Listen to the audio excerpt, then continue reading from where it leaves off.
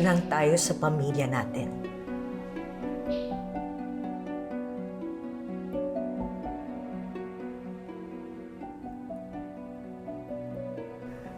Tandaan mo, 3 lang tayo hanggang sa dulo. Siguro, isa sa reasons ni Dad why he's fighting for his life. Kasi gusto niya makita na magkaayos pa tayo ni Lilet. Mom, if that's the only way para mabuhay si Dad, Don't you even think that? Sa oras na isipin mo yan, na pamilya natin si Lilet, talo ka na. And no one has power over us, the legitimate ones. Mom, you're overreacting. Kung makapagsalita ka, parang may illegitimate family si Dad. It's just Lilet. Walang kabit si Dad. And I don't think kayang gawin sa'yo ni Dad yun. Pero nagawa na niya. And Lilet will always be the painful reminder of that betrayal. But I promise you, sa bawat isang metrong paglapit nila ni Meredith ngayon sa buhay natin, kilo-kilometrong apoy ang kaya kong ibugas sa kanila para protektahan at ipaglaban ka. Ngayon pa lang, paiikutin ko na silang mag-ina sa mga palad ko.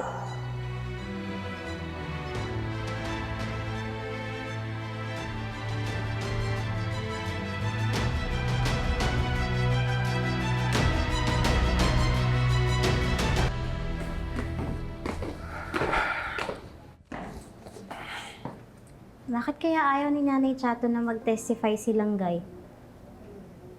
Malaking statement pa naman yun kung sasabihin ni Langgay yung sinabi niya sa'yo na walang kasalanan yung nanay niya. Nanay si Aling Chato. Baka naman ayaw niyong masaktan yung anak niya pag nasa witness stand na. Alam mo, that court is a cruel arena para kay Langgay. At ramdam ni Aling Chato yun. She's just being protective. Pero seryoso, gusto kong tumulong. Pero ng mga files na hawak mo, aaralin ko, tutulong ako. Hindi na, Bonnie. Kaya ko na to. Salamat na lang. Mapapalaya ko si Nanay Chato. Mananalo kami.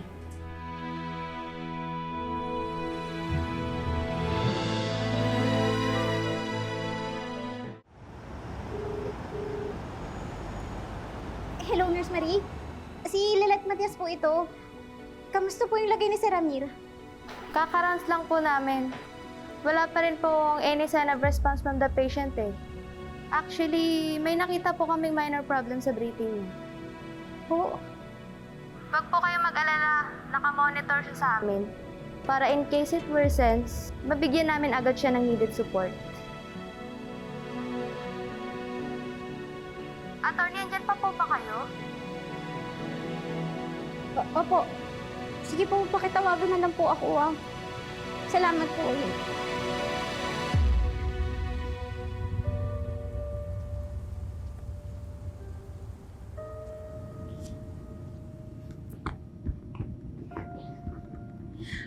Oh no! Hindi pa man nagsisimula yung hearing pero dinadaga na yung tagapagtanggol ng mga kriminal. Paano pa kaya kung durugin ko mamaya si Nanay Killer? What if lang naman? Masyado kang seryoso. Alam mo ba kung saan yung ending ng mga taong sobrang seryoso? Sa ICU. And I heard andun daw yung daddy ni Trixie. And your amo is dying because of you.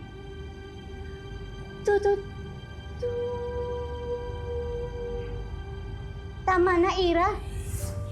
Bakit ba ang insensitive mo? Coming from someone who exposes intimate footages and stories ng isang rape victim?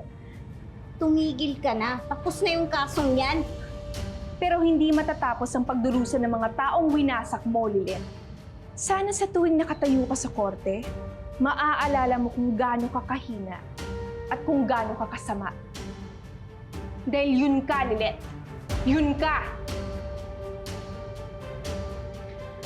Always remember that, Attorney Matias.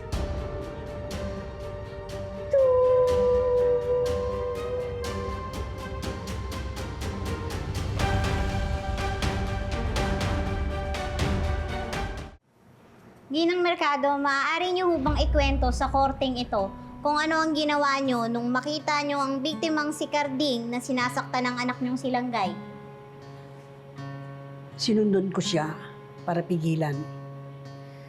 Pero sinaktan niya ako.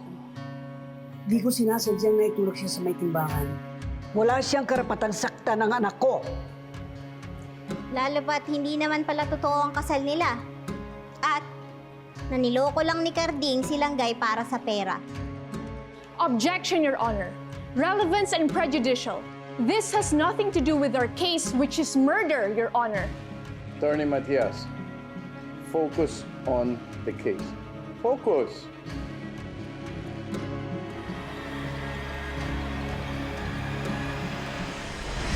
Okay ka lang? Makaka-focus ka ba na ganyang kalagay mo? Alam mo, huwag mong pirapan sarili mo. Ay, sorry po kung nawala ako sa focus Sana sa tuwing nakatayo ka sa korte, maaalala mo kung gaano ka kahina at kung gaano ka kasama. Dahil yun ka, Lilet. Yun ka! Wala pa rin pong any sign of response from the patient eh. Actually, may nakita po kaming minor problem sa breathing niya. Attorney?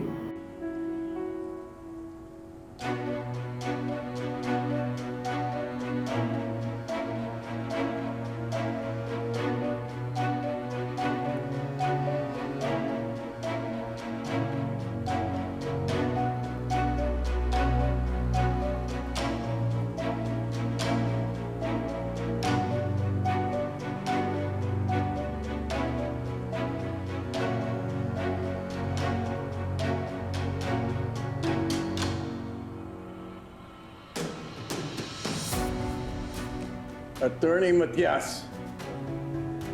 Attorney!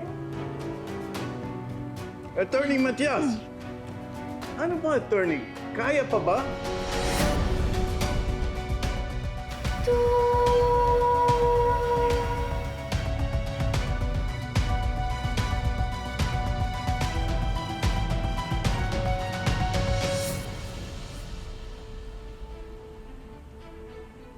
Eh, ano ba?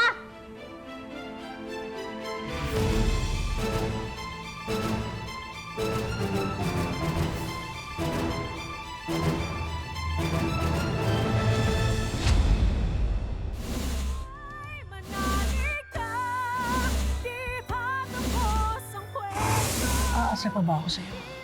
Nay, nandyan pa po si Langgay.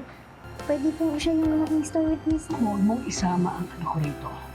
Naniwala ako sa'yo pagkatapos yan ang gagawin mo sa amin. Ano pa bang ginagawa mo dito, Mommy?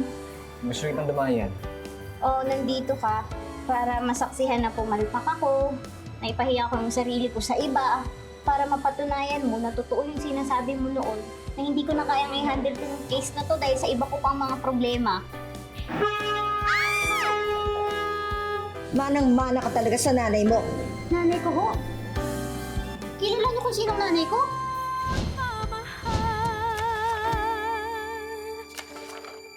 Sa'yo